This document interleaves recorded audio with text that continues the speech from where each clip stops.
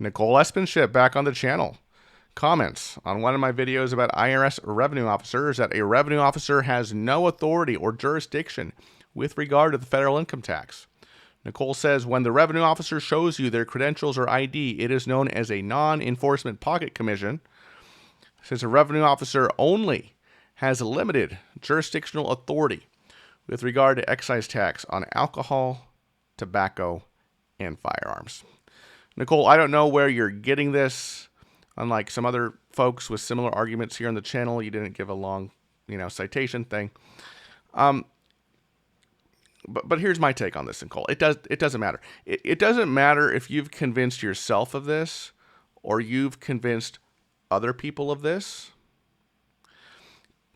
Because when push comes to shove and that revenue officer starts issuing levies, you know who you got to convince of this? Well, for one, you got to convince your bank.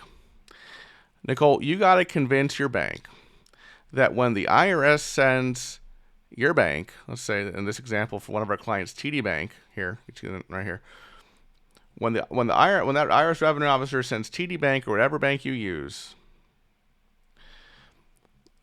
a levy notice stating you need to give over money to the IRS that your customer, the taxpayer, has in their bank account at your institution, you need to convince, Nicole, you need to convince the banks of this, okay, so that they stop complying with these levy notices, okay? You need to convince employers that when they receive wage garnishment notices from the IRS, that they should not comply with them. That they should not worry about the IRS holding them accountable for not complying with the garnishment notice. They should just throw it in the trash. After all, the revenue officer only has limited jurisdictional authority over excise tax on tobacco, firearms, etc. So, Nicole, I would be very curious if you have actually convinced the appropriate responsible person at a bank who handles RO-issued levies. If you've ever convinced an employer, a small business owner, or if it's a larger business, the payroll department that may handle these levy notices.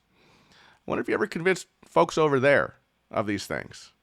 Folks who actually have something on the line there, because the IRS can then go after them if they're not in compliance with the levy notice against their customer in the case of a bank, or an employee in the case of an employer.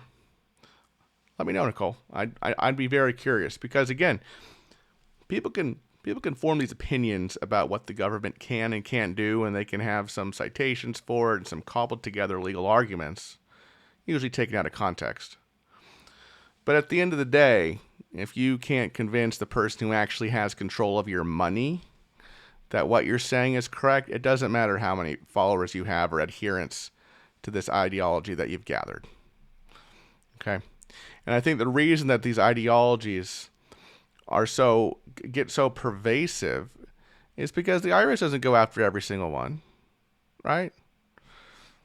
They don't. They don't go after they don't go after everybody. At least not all at once.